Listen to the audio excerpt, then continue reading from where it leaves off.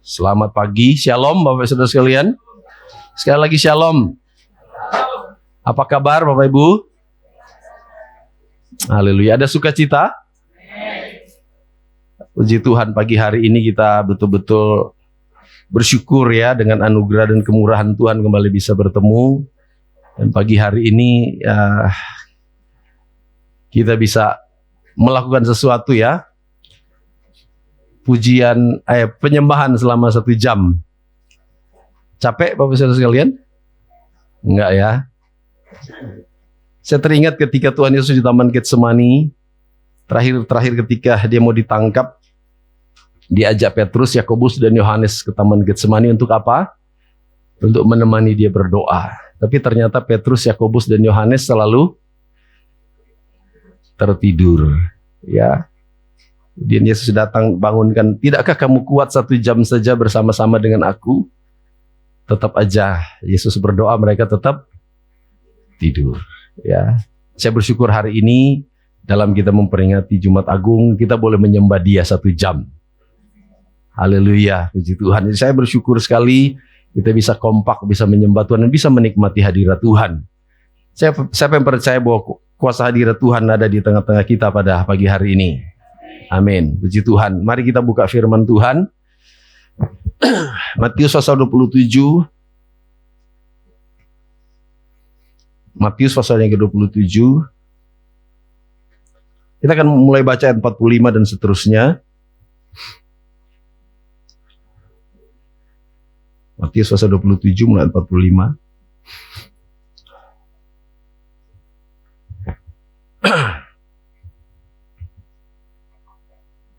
Kita akan baca mulai dari jam 12 kegelapan meliputi seluruh daerah itu sampai jam 3. Kira-kira jam 3 berserulah Yesus dengan suara nyaring, Eli, Eli, lama sabatani. Artinya, Allahku, Allahku, mengapa engkau meninggalkan aku?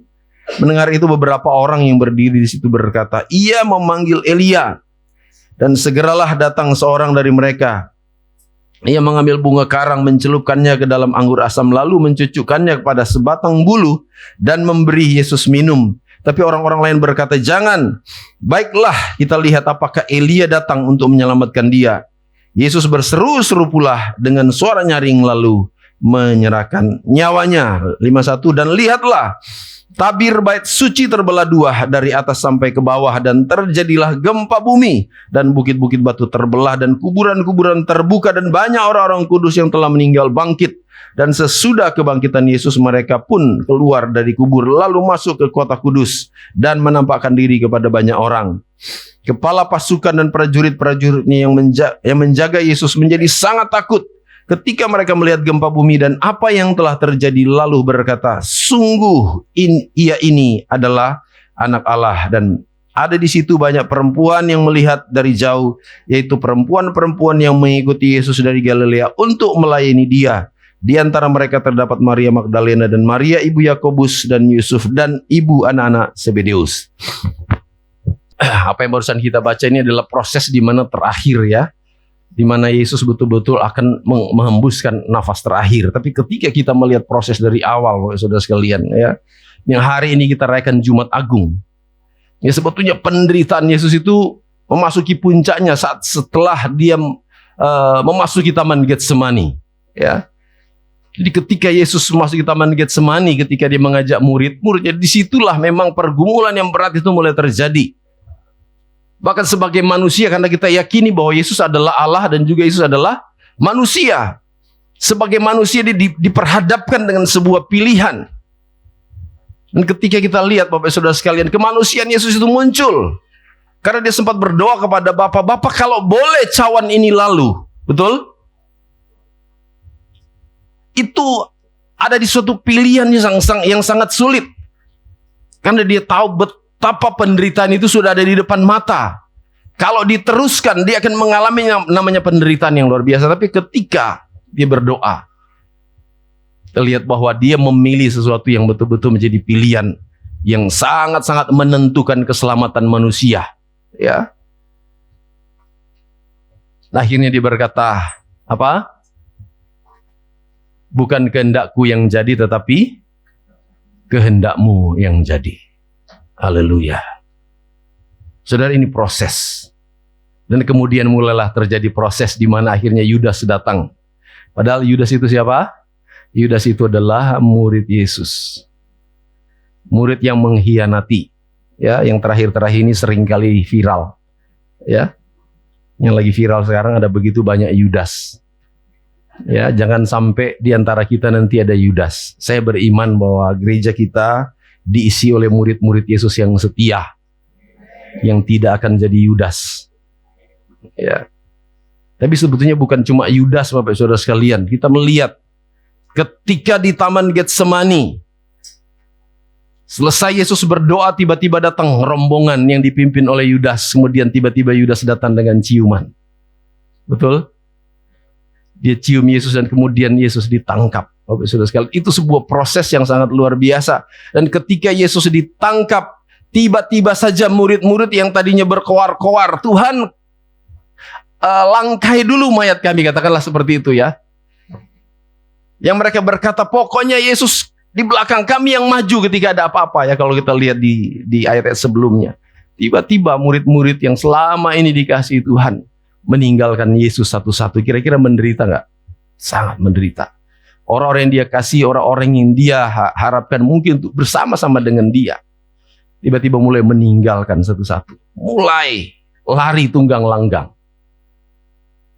Bahkan ketika Yesus sudah mulai diadili, ketika Yesus mulai dibawa kepada mahkamah agama dengan tuduhan-tuduhan yang luar biasa, harusnya mereka muncul. Tapi ternyata justru si Petrus ketika ada orang bertanya apa? Ini loh salah satu murid dari Tuhan Yesus. Kemudian dia menyangkal. Petrus menyangkal Yesus. Jadi ternyata bukan cuma Yudas, ada Petrus juga. Kalau kita di antara kita ada yang suka menyangkal Yesus.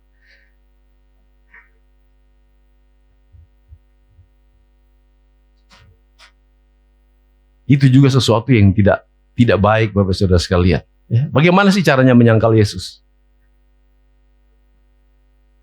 Siapa di sini yang pernah menyangkal Yesus? Bisa katakan, itu saya. Siapa yang pernah menyangkal Yesus? Bagaimana caranya menyangkal Yesus? Saat kita tidak melakukan, kita tidak menuruti keinginan Tuhan, kehendak Tuhan, di situ sebetulnya kita sudah menyangkal Yesus. Jadi menyangkal Yesus tidak seperti mungkin yang kita pikirkan secara harafiah. Oh, saya tidak jadi murid Yesus. Oh, saya tidak muridnya, saya tidak pengikut Yesus. Itu bukan hal seperti itu. Saat kita menolak dia, saat kita tidak melakukan kehendaknya, secara tidak langsung kita sedang menyangkal Yesus. Ya. Kita lihat betapa sakit hati ya, penderitaan Kristus itu semakin memuncak, Bapak Saudara sekalian. Ketika Yesus ditangkap, murid-murid lari. Bahkan ketika ada orang ngomong, dan di depan mata Tuhan Yesus ketika orang-orang menanyakan, ini loh murid Yesus. Petrus pun sampai dibilang di Alkitab, dia sampai bersumpah, aku tidak kenal dia. Dan kemudian disadarkan dengan ada ayam berkokok, baru Petrus sadar, waduh ternyata saya sudah menyangkal Yesus. Terus proses itu terus berlanjut, dibawa kepada mahkamah agama. Diapain Bapak Saudara sekalian? Ditanya, dituduh, difitnah. Bukan sekedar difitnah. Kalau kita lihat kisahnya Bapak Saudara sekalian, orang-orang itu ngomong, nuduh sambil, Alkitab bilang sambil tinju, sambil memukul, sambil meludahi. Lalu siapa yang mereka ludahi?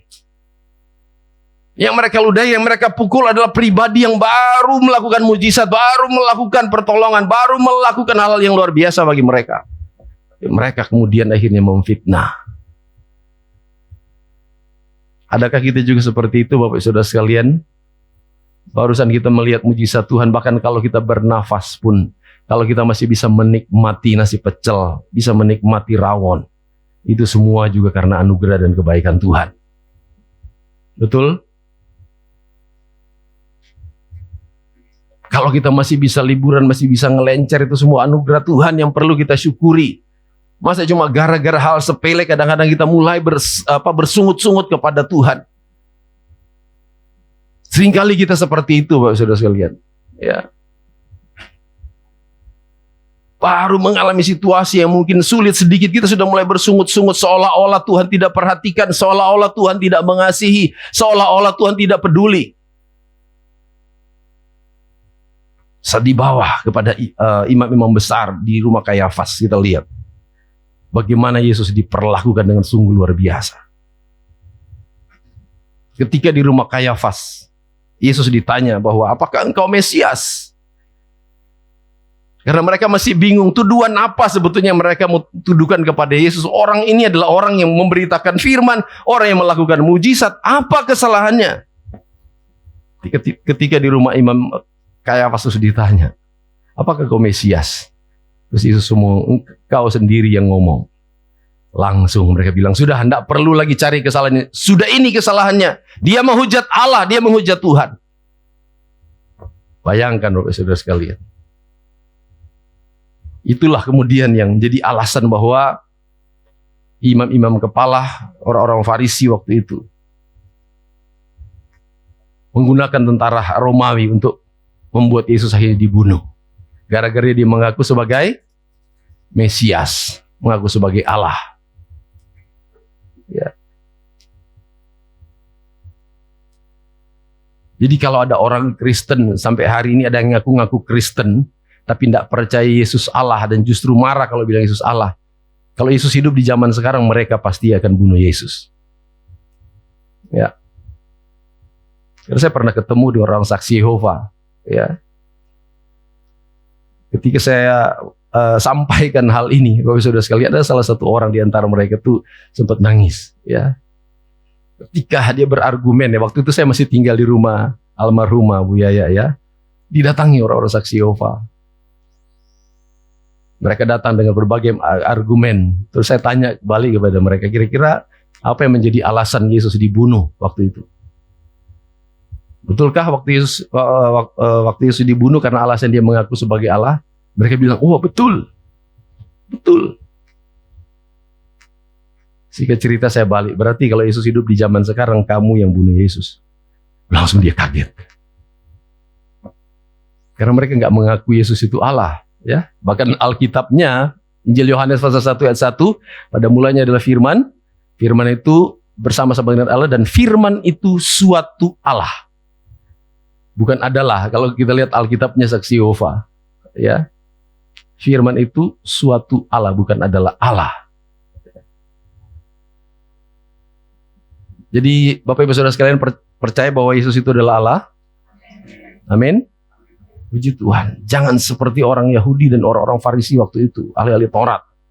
Mereka ngerti kitab, mereka tahu firman, tapi justru mereka melanggar firman. Setelah dari rumah imam-imam besar, Yesus kemudian dibawa ke rumah Pilatus. Sama yang terjadi juga Bapak Saudara sekalian. Bayangkan betapa murahnya, betapa dihinanya Yesus waktu di rumah Pilatus. Sama Pilatus juga mencari-cari kesalahan Yesus. Tidak ditemukan. Kemudian ada adat istiadat waktu itu terjadi ketika menjelang Paskah, bahwa di penjara itu harus membebaskan salah satu orang. Bayangkan yang dipilih untuk dibebaskan siapa Bapak Saudara sekalian? Siapa? Barabas. Siapa Barabas? Barabas itu adalah penjahat, perampok, orang-orang yang suka membunuh. Bayangkan, orang-orang Yahudi justru waktu itu memilih Barabas yang dibebaskan. Jadi nilainya pribadi betul-betul direndahkan. Ketika dikasih pilihan, ayo orang Yahudi, orang Israel mau pilih siapa yang harus dibebaskan. Tiba-tiba orang waktu itu berteriak, bebaskan Barabas. Terus Pilatus ngomong, lah terus saya apakan Yesus Kristus ini? Orang-orang bilang apa? Salibkan dia. Salibkan dia. Saudara, kita aja yang dengar, baca kisah ini kita aja sakit hati, apalagi pribadi Yesus yang saat itu betul-betul mengalami.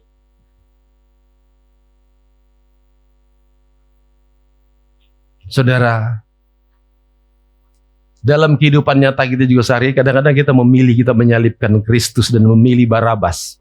Padahal kita tidak sadari. Kapan itu terjadi, Bapak Saudara sekalian? Kapan situasi ini terjadi? Saat kita memilih untuk melakukan yang tidak benar. Saat kita memilih untuk mungkin mengenakkan hati kita. Saat kita memilih untuk mungkin kita menghindarkan rasa malu. Akhirnya kita melakukan sesuatu yang tidak benar. Itu berarti sama dengan kita memilih Barabas dan kemudian kita memilih menyalibkan Yesus. Siapa yang sering kali mengalami seperti itu? Kadang-kadang ada pilihan, waduh kalau saya lakukan, saya dipermalukan. Tapi kalau saya tidak lakukan, saya rugi dan sebagainya. Bapak Saudara sekalian, marilah kita memilih. Jangan sampai kita menyalibkan Yesus berkali-kali dengan perbuatan-perbuatan kita, dengan sikap dan perilaku kita. Yang selanjutnya Bapak Saudara sekalian, ketika sudah dari tempat Pilatus, akhirnya Pilatus bilang, kalian sendiri yang hukum. Akhirnya disesah yang tadi sudah disampaikan oleh WL, Bapak Saudara sekalian. Bayangkan penderitaan batin, penderitaan luar biasa. Sudah direndahkan, sudah dihinakan. Orang-orang lebih memilih Barabas daripada Yesus. Baru kemudian disesah. Dengan cara seperti apa? Dicambuk, Bapak Saudara. Cambuknya bukan cambuk seperti yang sekarang yang ada di Indonesia. Cambuk kuda, bukan. Ya. Walaupun memang bukan seperti cambuk Romawi, tetapi saya sendiri pernah merasakan cambuk, Bapak Saudara sekalian. Karena papa saya tukang jual cambuk. Nah, waktu kita masih kecil, ambil rotan dari hutan, dibikin cambuk, dijual di pasar. Nah, kalau kami nakal, itu bukan dijual, justru dipakai buat kami anak-anak. Dan sakit, saya sampai lompat-lompat bahkan pernah berdarah, Saudara sekalian, kena cambuk. Nah, itu cuma pakai tali yang tahu pelepah pisang. Pelepah pisang itu yang di penyet-penyet itu dikeringkan terus dibikin seperti tali, itu cambuk. Itu seperti itu. Itu aja sakitnya luar biasa. Ini cambuk Romawi, Bapak Saudara, terbuat dari besi ujungnya. Yang ada seperti tangan seperti begini, Bapak Saudara sekalian. Ketika dipukulkan, itu nancep dan ditarik, daging itu bisa lepas. 39 kali dipukul. Yang menyisakan bekas luka 135 ya, 135. Bayangkan, di punggung. Diterus-teruskan itu bisa sampai ke dalam, Bapak Saudara sekalian. Hal itu yang menyebabkan Yesus mungkin hampir kehabisan darah. Tidak selesai. Penderitaan belum selesai, Yesus kemudian disuruh pikul salib. Disuruh pikul salib. Bahkan kita pernah mungkin bahas bahwa ketika Yesus pikul salib, ada saatnya Yesus betul-betul sudah tidak kuat karena memang sudah fisik lemah. Tiba-tiba ada satu orang yang mereka paksa, betul? Karena Yesus sudah tidak kuat, bolak-balik jatuh. Sebetulnya harusnya ada murid-murid di situ, betul nggak, Bapak Saudara sekalian? Harusnya ada murid-murid, karena selama ini Yesus berjalan bersama-sama dengan mereka. Tapi ketika Yesus betul-betul butuh murid-murid, kemana mereka? Akhirnya justru yang disuruh memikul salib Yesus adalah,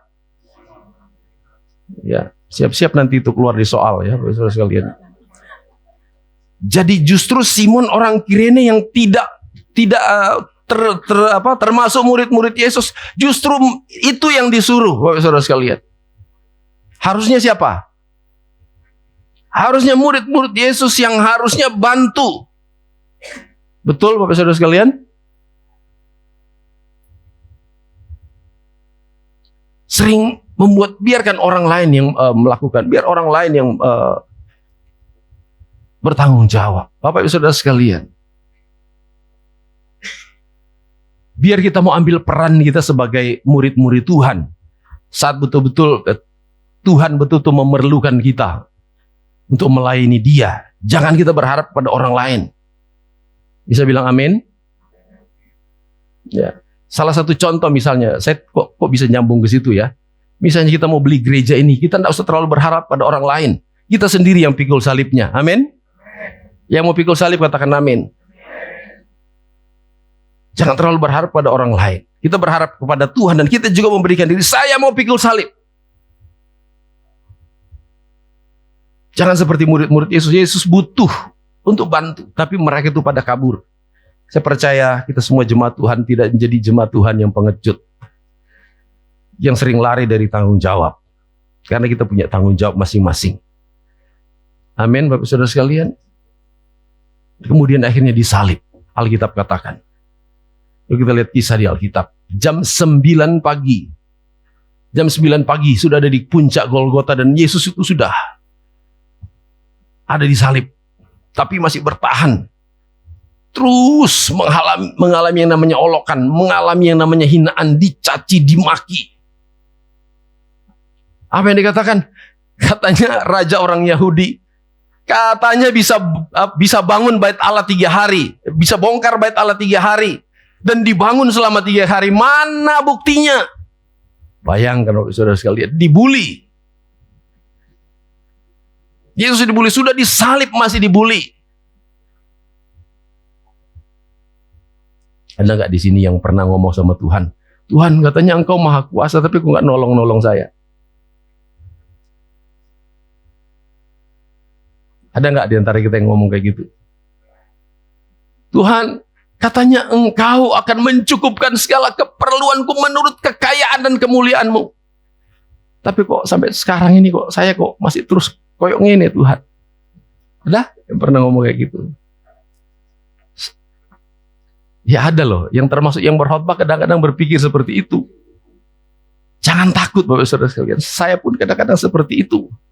Kalau lagi kepepet Tuhan, kok nggak ada pertolongan sih ini. Benar-benar butuh. Jadi orang-orang di Israel waktu itu sempat ngomong, bully Bapak Saudara sekalian, katanya berkuasa. Mana pasukan malaikat surga bisa nolong? Masa tidak bisa turun dari salib? Betapa proses penderitaan Tuhan itu semakin memuncak. Dan pada akhirnya, saudara sekalian, pada jam 3 sore, ya, jam 12 sudah mulai gelap, jam 3 sore. Terus kemudian apa yang barusan kita baca? Ada suara yang berseru, Eloi, Eloi, lama sabatani. Artinya apa?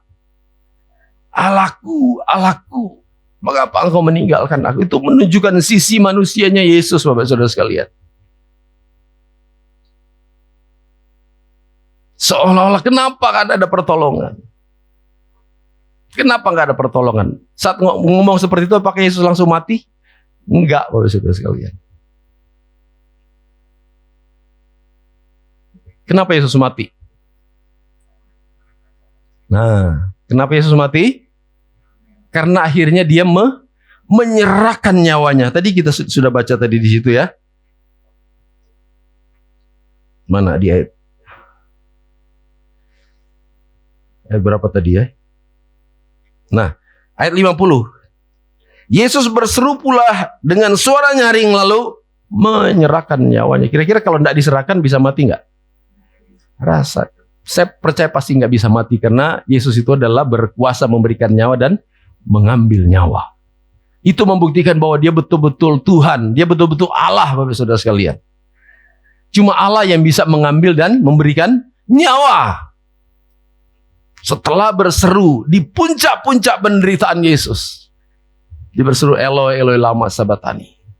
Tapi kemudian akhirnya dia memilih, dia menyerahkan nyawanya. Dan terjadilah setelah dia serahkan nyawanya, dia bilang apa? Sudah selesai. Sudah selesai artinya apa, Bapak Saudara sekalian?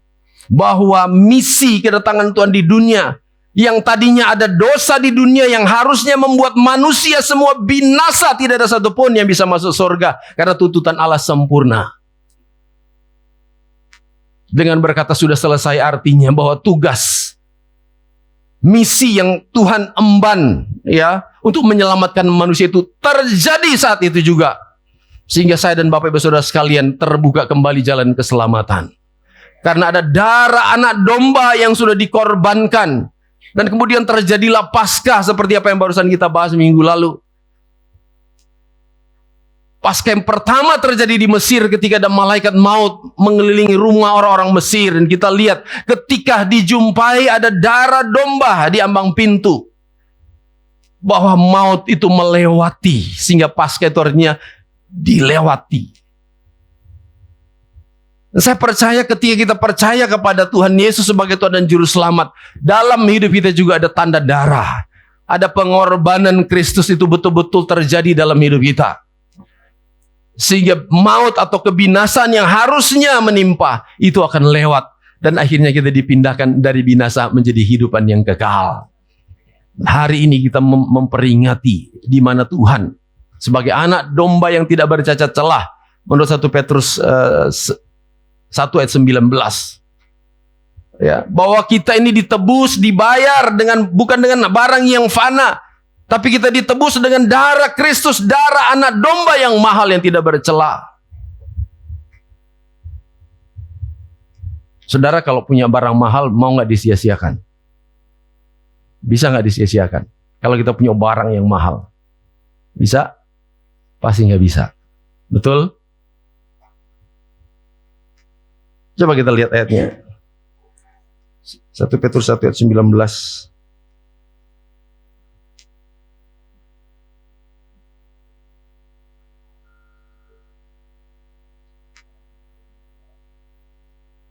Ayat 18 dulu, ayat 18. Baca sama-sama 2, 3. Sebab kamu tahu bahwa kamu telah ditebus dari cara hidupmu yang sia-sia, yang kamu warisi dari nenek moyangmu itu, bukan dengan barang yang fana, bukan pula dengan perak atau emas. 19. Melainkan dengan darah yang mahal, yaitu darah Kristus yang sama seperti darah anak domba yang tidak bernoda dan tak bercacat. Amin, Bapak Saudara sekalian. Kenapa Yesus lakukan itu? Kenapa Yesus lakukan itu, Bapak Saudara sekalian? Injil Yohanes pasal 10 ayat 11 sebagai ayat terakhir.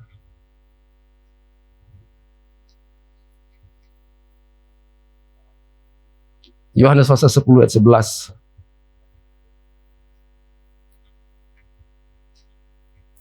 Baca sama-sama. Akulah gembala yang baik. Gembala yang baik memberikan nyawanya bagi domba-dombanya. Karena dia adalah gembala kita yang baik. Amin, Bapak Saudara sekalian.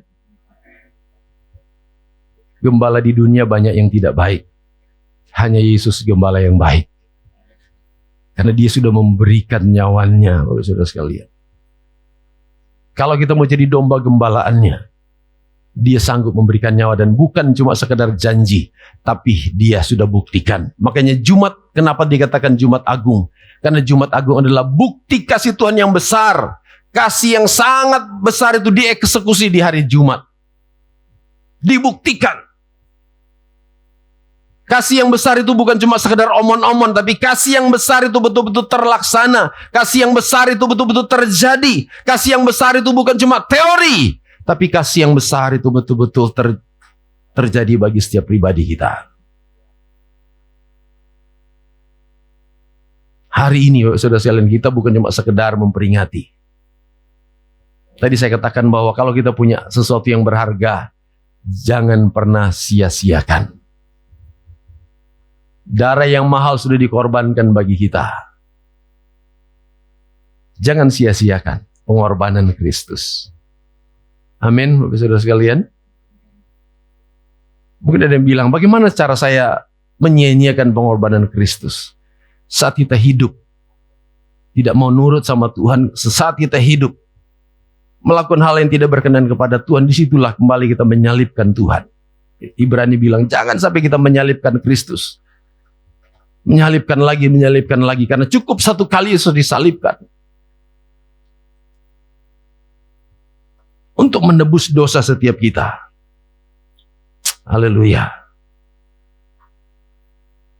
Kembali saya ingatkan bahwa jangan hanya sekedar kita merayakan atau memperingati, tapi mari kita betul-betul ambil nilai-nilai perayaan itu atau nilai-nilai peringatan itu. Hari ini kita sedang mengingat bahwa ternyata ada pribadi yang sudah berkorban buat kita. Amin. Saya pernah cerita seperti ada satu cerita, ada seorang bapak ya. Ternyata bapak ini sudah sangat jahat sekali, kemudian masuk penjara. Terus kemudian karena divonis mati, bapak itu akhirnya apa, Bapak Saudara sekalian, setiap hari hidup di dalam keputusasaan, selalu merenung putus asa. Tiba-tiba ada satu saat ketika dia sedang merenung, ada satu pribadi yang datang, ya. Ada pribadi yang datang kepada dia dan ngomong, "Pak, Bapak jangan takut, jangan hilang pengharapan." Loh, kenapa? Ternyata Bapak ini akan bebas. Loh, kenapa? Karena saya nanti akan gantikan Bapak. Waduh, ekspresinya itu luar biasa. Dia sujud menyembah, luar biasa. Tahu nggak siapa Bapak itu? Saya dan saudara. Amin. Harusnya kita yang dihukum, tapi ada pribadi yang menggantikan kita.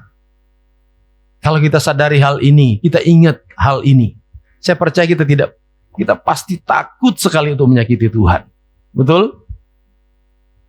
Bagaimana mungkin kita menyakiti dia, dia sudah berikan nyawanya untuk kita. Bagaimana mungkin kita melukai hatinya padahal dia sudah berikan segala-galanya untuk kita. Jadi Jumat Agung yang kita peringati hari ini untuk merefresh kembali ingatan kita. Betapa kasih Tuhan itu luar biasa dalam hidup kita. Betapa kasih Tuhan itu kekal dalam hidup kita. Jangan sia-siakan pengorbanan Tuhan. Amin. Mari kita tunduk kepala, kita mau berdoa sama-sama. Kita akan masuk di dalam perjamuan Tuhan.